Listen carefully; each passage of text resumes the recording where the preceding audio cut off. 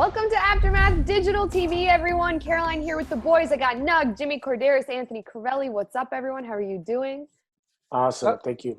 Yeah, doing great.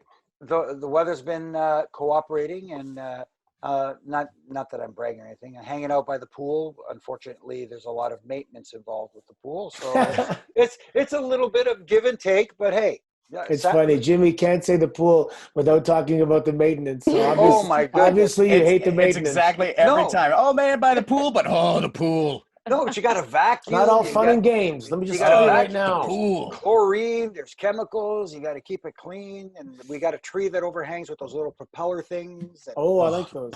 That fall in and just clog up the drain. Anyway. No. Nug, you got to give us the test of the voice you were doing off when we weren't recording. Because we got wins and fails, actually, and you're starting us off with your wins. So just give us a little test. It'll be real. Okay. Hey, everybody. My win this week, ASMR style. I can't do it ASMR style because of what my win is. It's Todd Pettengill during the NXT TakeOver In Your House. Todd Pettengill was a staple of what is called the WWE's new generation. It was before the Attitude Era. And I don't think I knew exactly how much love and nostalgia I had for the new generation until Todd Pettengill and the old commercials were running during In Your House on Sunday night. Todd Pettengill stepped in. I don't know how long he's been away, but he stepped in and never missed a beat. He's better at it than half of the people they have working for them right now. He looks like he cares. Of course he knows Io Shirai's name. The way he dove into everybody's names and talked about all the matches and stuff, Todd Pettengill's a master at it. They should hire him back immediately. And also all the nostalgia of the In Your House thing was great. The set, the Ico Pro commercial with Adam Cole pronouncing the Canadian about at the end. Everything about it was fantastic. But Todd Pettengill is my win for the week. Good old Todd. It was nice to see him. And Todd is a real, yes, other than the fact that he does a really good job at what he's supposed to do, Todd is a good dude. And it was so much fun to see him back from a personal standpoint, because he's the kind of guy that you can go up to really angrily and get in his face and go, you know what, you're a this and that, and I can't. And he will say, great, have a nice day. Here's an ice cream bar. You know, like you just can't get him upset. I've never seen the guy upset. And like you said, nostalgia is good. You don't want to see it all the time, but when it's done well, like it was on Sunday, I'm all for it. Yeah. Just sucks when the nostalgia is better than some of the current talent, you know. And then, because if your objective is to put the best product out there, I know you want to have new people coming down the pipe, but sometimes the older guys are, man, I don't know if they seem the best because they were pioneers or whatever. Like, you know, for example, the Fink. There's never been an announcer better than the Fink. And when it comes to commentary, there's never been anybody better than Vince and Gorilla, or Gorilla and Bobby, and Vince and Jess. I mean, it seems lost, like the art behind it. Yeah, just don't tell Chimmel about the Fink thing that you just said, because he'll get hot. So, yeah. He has to know. Of course he knows. That's if there's one thing he could at least admit to, it's that. AC, your win has to do with Karrion Kross. Go ahead. Yeah, man, just bursting out of the gates, and I mean, Ciampa, that's a big victory. So obviously, you know, sometimes people come over and they're already stars, and the legend of, before he was called Killer Kross, now it's Karrion Kross, but the legend of Karrion Kross preceded him, and now he's delivering. And I just absolutely know the way he speaks on the mic and the way he delivers in the ring, he is going to, I'm sure Triple H loves him. Vince, if not, maybe he has, I don't know if Vince is keeping that close of an eye on what's happening in NXT, but when he comes up, and he's going to come up, Vince is going to love it. And if those two guys love you, there's going to be a lot of you. And that's going to he has a jetpack on his back, and he's going to shoot up to being one of the main superstars in the industry. Just watch. He's this guy. Anyway, What sets him apart, Anthony, in your eyes? His promos are the best. His wrestling is sufficient enough to go along with the superstardom he brings in the ring with his promos. His look, he's big enough, and that's a big thing for Vince. You got to be big enough. He's big enough. He has the MMA background, judo background. The way he delivers his promos, they're almost Jake the Snake-esque. He talks slow. He has an excellent vocabulary. He pauses. He just has this look in his eyes. And I say it all the time, the eyes can out somebody for being a fraud and, being like, oh, look, he's pretending, he's acting. His eyes are real. That's really him at that moment. He's not playing that character. He is that character. And it's a big difference. That's how I feel about Seth Rollins right now. Every time Seth Rollins looks directly into a camera, I'm like, it's not character anymore. Like Seth Rollins believes he's like Monday Night Messiah to a T. So I don't know. I totally know what you mean. Yeah. It almost makes you like, right. Yeah. So Seth used to have the eyes that didn't match for many years. But finally, that's the difference now with the Messiah character. The eyes are finally matching. Totally agree. It's interesting you said that about, you brought up his in-ring ability and the total package there. And I think Nug can attest to this as well. See, there is this misconception, I think, with some fans out there that if you are not the greatest in-ring talent out there, you're not mechanically sound, that you just can't make it. And people forget that this is the entertainment industry and you have to connect with your audience to become a big star. And with Karrion Kross, right out of the gate, he was presented like he was a big deal when you first saw him on NXT. And in his first big match on NXT, he got not only a big win, a big decisive win against an established star on the NXT brand. And again, going back to your point about, his adequate wrestling ability, you want to bring it back old school. Perfect. You bring it back to old school, since we're talking a little nostalgia as well. Everybody looks at Hulk Hogan and says, well, Hulk Hogan was more flash than substance in the ring. But anybody who's watched Hulk Hogan in Japan pre-Hulkamania era against guys like Antonio Inoki, against guys like like Misawa, that generation knows that in the ring he had it too. But in order to become a big star, he had to be something different than just a wrestler. And Karrion Kross has got that. You want to wrestle, I don't want to say, well, as efficiently as possible. If you're getting the crowd reaction, they're going ape poop. Banana. Because of, selling and firing up, then that's it. Lock it in, dial it in. Kross has, of course, suplex. Anyway, when you're a huge personality, and I'll use my daughter as an example. Her mic skills she's probably better than anybody there right now. Now her wrestling skills just have to become good enough to play in the big leagues. The personality part's going to do the rest. With Kross, similar situation, except his wrestling is also very good in terms of that MMA hybrid style. I mean, look at John Cena. John Cena was not the best technical wrestler. In fact, probably below average. But his superstardom was undeniable because of his in-ring and speaking ability. His wrestling was good enough to be John Cena. It wasn't the best. I think for Karrion Kross, I think in ring he's fine. I wish he'd stop gritting his teeth. That seems to be the only thing he does. Yeah. But I do like the musical theater aspects of his entrance. I think if you synced up Phantom of the Opera to it, it would work perfectly. It's a show. It's a full show before he even gets to the ring. And on NXT, we've watched him go in and just murder guys in a couple of minutes. I'm glad that match against Tommaso Ciampa wasn't over in a couple of minutes, but it was the shortest match on the show on Sunday. And it's funny to me that the last, 50 NXT takeovers had Gargano or Ciampa in the main event, and neither guy was in the main event this time. So maybe the era of those two guys is over and the Karrion Kross era is just beginning. Yeah, a break is always good, right? When you've been, and I'm sure there were times I had matches with somebody and whatever, it was a good little angle, and all of a sudden we wrestled on Raw, SmackDown, main event, Heat, whatever it was. We did the loop of the same match, and it would suck because there are those that watch every show. So for those that watch every show, they're seeing the same match, more or less. But sometimes if with Ciampa and Gargano, just a little break, refresh the significance, and come back. Hey, my win is Io Shirai is your NXT Women's Champ. I love this. I thought that Charlotte Flair, Rhea Ripley, Io Shirai all did a fantastic job. I love that Charlotte Flair didn't defend her title. I think that she's one of those superstars we talk that doesn't need a title to prove her status on the roster. I think she had it for the perfect amount of time to prove her point, to stir the pot, to talk all the smack she talks on the mic.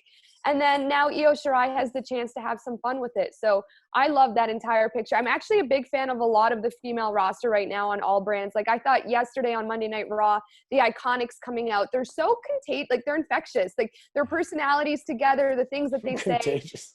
say. They are. I'm just like, yeah. I'm every time I hear them, their personality is contagious. Every time I hear them, I crack up, and I think that they work together really well. And same with Charlotte Flair. She's just this mean girl on the mic, but like one that you want to listen to. Do you know what I mean? So that's my honorable mention, but my main win is Io Shirai.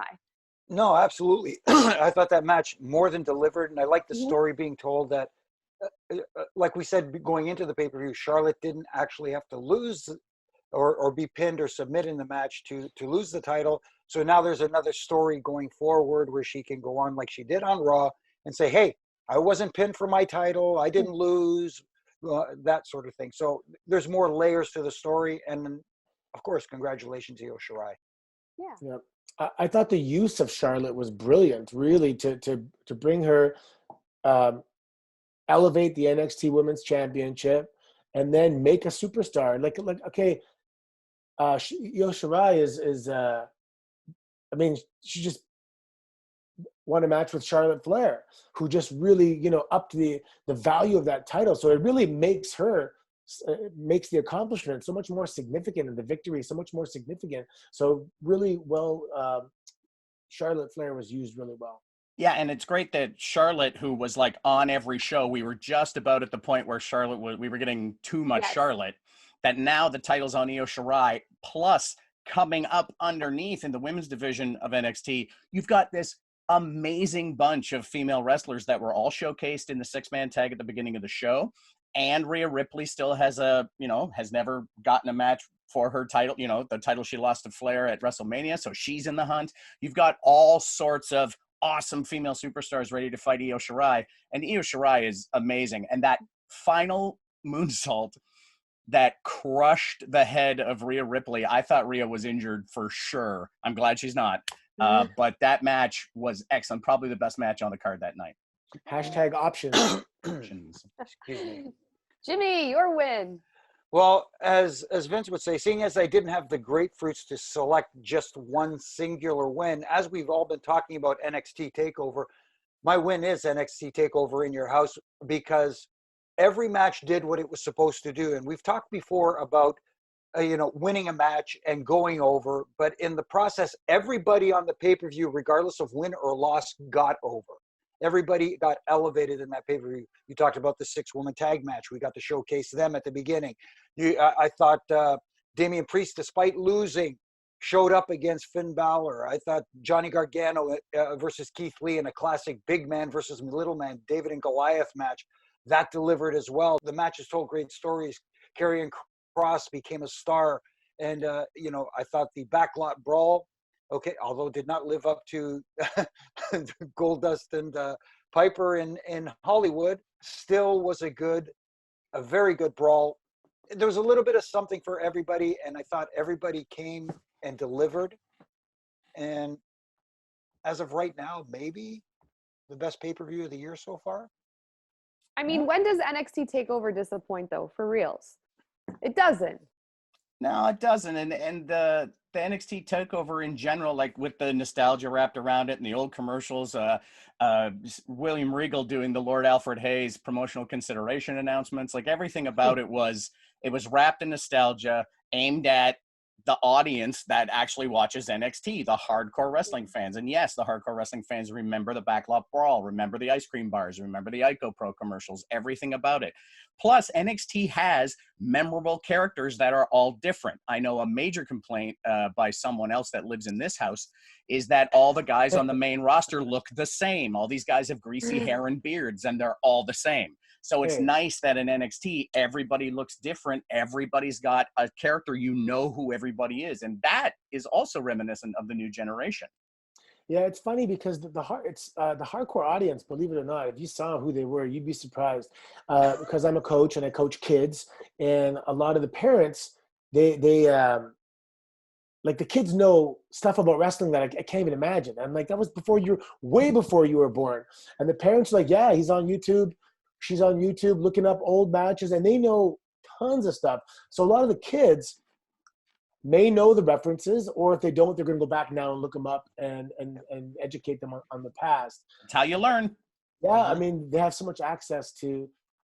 We used to only get what was on TV, but now they can go. There's an unlimited library, and with kids, especially during this stay-at-home time, there's tons and tons and tons, and they're just sponges. These guys. It's true. Jimmy, your fail. My fail. I was questionable going into this Sunday's pay-per-view with the match Braun Strowman in a 2-on-1 match versus Miz and Morrison, Eminem, because if Eminem win, they become co-champions. I wasn't not 100% on board with that, and I get them on Friday night trying to antagonize Braun Strowman and push his buttons, but that whole scenario with the green stuff dropping and all, none of that just worked for me. And I will defer to Nug, who is the expert on comedy here, as opposed to me. I know what I like from a comedy standpoint. None of it was good or funny, in my opinion. And if anything, it actually hampered my interest in that match as opposed to enhanced it. Hopefully this Friday on SmackDown, they can get my interest back. But flipping a van over, not going to do it. I'll say this, Jimmy. I don't know if I'm an expert on comedy, but I know it when I see it, and I didn't see it Friday night. Fair enough. Yeah, I'm not going to go into the whole Miz thing, but That's your favorite. Your favorite. He's good. He's good at being the Miz. Let's leave it at that. All right. Which is not. Okay, yeah, we'll leave Tell us how you feel, Anthony. All right, Anthony, your fail. Raw's opening segment. Tell us about it. Speaking of forced, unfunny comedy, oh my God, Bailey and Sasha, why give them a microphone? Let them wrestle. They're awesome wrestlers. This back and forth banter, like bad guy, cutting up the audience, and it's cringeworthy. It's horrible. When they got on commentary, all I could hear was them doing a bad impression of the Iconics, and it's no wonder the Iconics attacked them. It's no wonder the Iconics came to the ring to shut them up, because they were doing a terrible version of what the Iconics do, and they needed to be shut up. I love Sasha and Bailey, but I agree with you, Anthony. Like, I was thinking about that. All the superstars that were on the mic. Charlotte's amazing. Asuka's hilarious. The Iconics for me are probably two of my favorites to watch. And then Sasha and Bailey, I was like, oh, like it's so forced. And again, I don't want to cringe.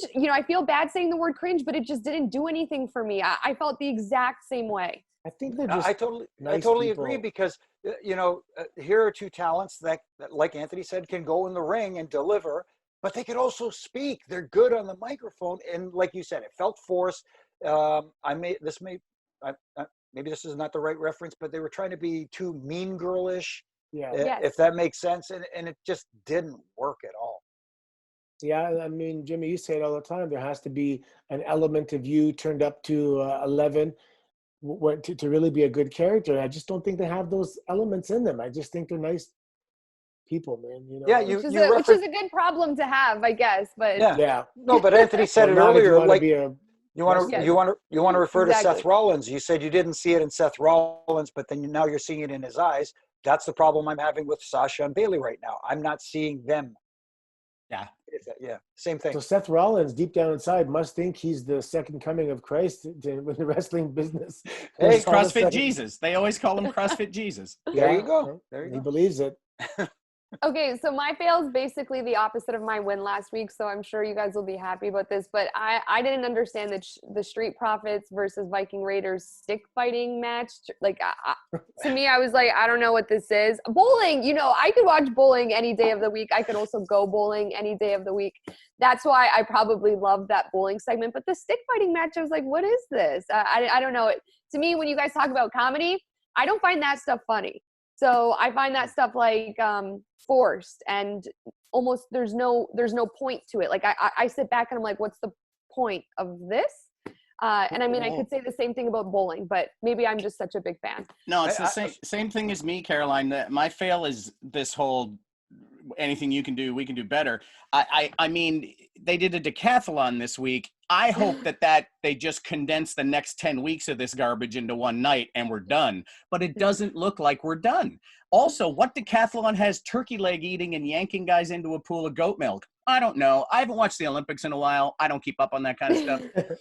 But also, this thing jumped the shark 2 weeks ago. Now, I understand sometimes in WWE, they really are committed to this thing and they want to make sure it happens. And damn it, we're going to do it no matter what. But you're killing us. Also, you're killing both of these teams. And to Caroline's point, what does the winner get? What's the point of this? Does the winner get the tag team titles or a tag team title shot? Or are they just all now best friends? Because this is dumb and pointless. Yeah, when they came out during the Drew and when Why? MVP, but when they came out, it was like, them again. So it's actually taking away from their entrance. And you know what? I feel somewhat responsible for what happened last night, only because, was it last week or the week before where I brought up the subject of them and Decathlon? So maybe somebody down there is watching after. Hey, how do you say 10 in Greek? How do you say 10 in Greek? Deka. Yeah, Decathlon. Yeah, exactly. That's what it is. 10 That's dumb where the name things. comes from. That translates into 10 dumb things. 10 dumb things is what happens at a Greek family barbecue, but that's a different story altogether. But it's always the Greeks. Yeah, but how do you find comedy and some poor innocent bystander getting an arrow shot into his foot?